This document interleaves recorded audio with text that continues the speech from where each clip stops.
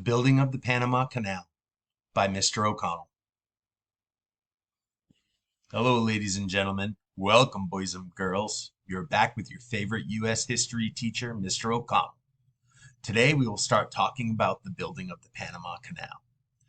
For those of you who are wondering, the Panama Canal is a waterway that connects the Atlantic to the Pacific Ocean, running through a 50-mile stretch of the Panamanian countryside and completed in 1914. In this first lesson on the canal, we will discuss the obstacles that were in the way to it being constructed by the United States. In this lesson, we will be using California History Standard 11.4. Students trace the rise of the United States to its role as a world power in the 20th century, and Standard 11.4.3. Students trace the rise of the United States to its role as a world power in the 20th century. We will also tap into our high school history framework, where we will talk about the growth of the U.S. as a world power, industrialization, and progressive reform. I want you to embrace your inner critical thinking skills as you watch this lesson, because as you know, we will be discussing this tomorrow in class.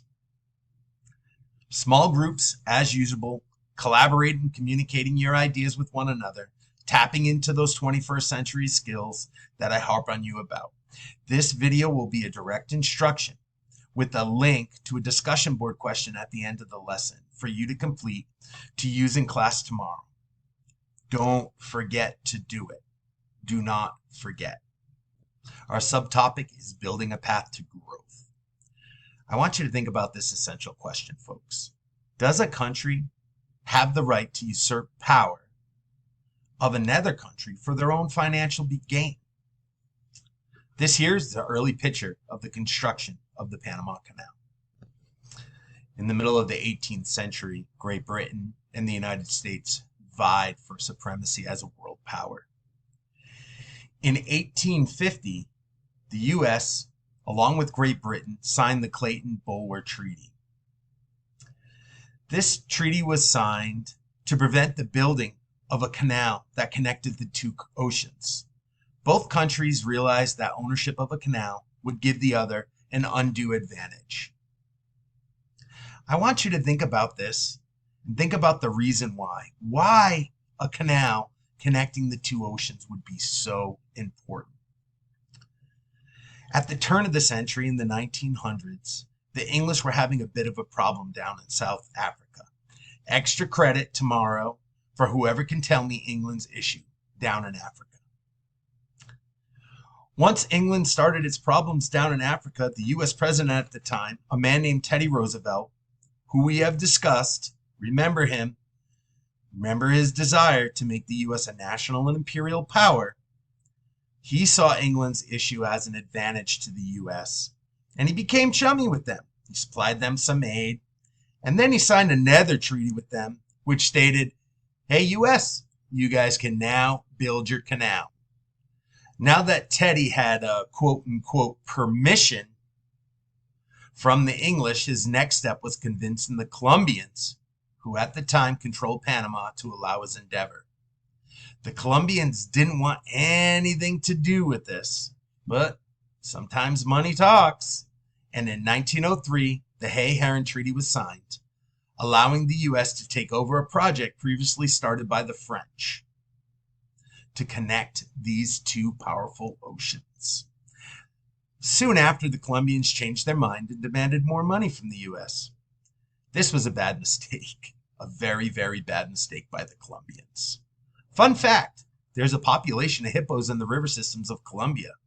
Extra credit tomorrow for whoever can tell me how this came to be.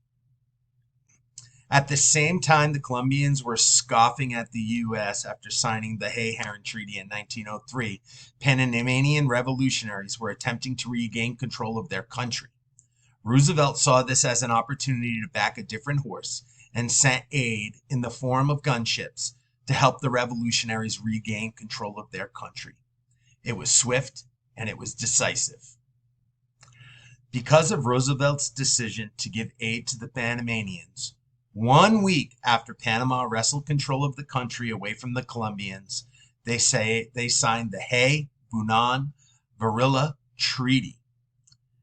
This treaty provided the U.S. with exclusive rights to the land which the Panama Canal would be constructed. This was a 10-mile swath. I know that I said the canal was 50 miles, which it is, but these 50 miles just go through this 10-mile swath, through the countryside and through the jungle. Teddy exerted his muscle and got his canal. Though the canal would not be completed until 11 years later, under Woodrow Wilson's administration, Teddy Roosevelt would be considered the man who made the canal possible. In this flip video, we discussed how the United States got permission to build the Panama Canal. We discussed the 1850 Clayton-Bulwer Treaty between the English and the U.S., the 1903 Hay-Herran Treaty, which was between the Colombians and the United States, the Panamanian Revolution, which nullified the Colombians' extent to Panama, and the 1903 Hay-Bounan-Varilla Treaty, which allowed the United States to build their canal. Thank you, folks, for spending your time with me. Please remember the essential question that I posed in the beginning of the presentation, and also the other questions I posed throughout the slide presentation. Thank you for watching this for me. I'm looking forward to hearing your thoughts and ideas on the topic tomorrow in class. Please, please, please complete your discussion board question for class by tomorrow. Friends, please feel free to comment on other classmates' posts, since we will be expanding on this question tomorrow. Folks, if you need it, included here is the list of references that I used to make this presentation. Thank you all for your time.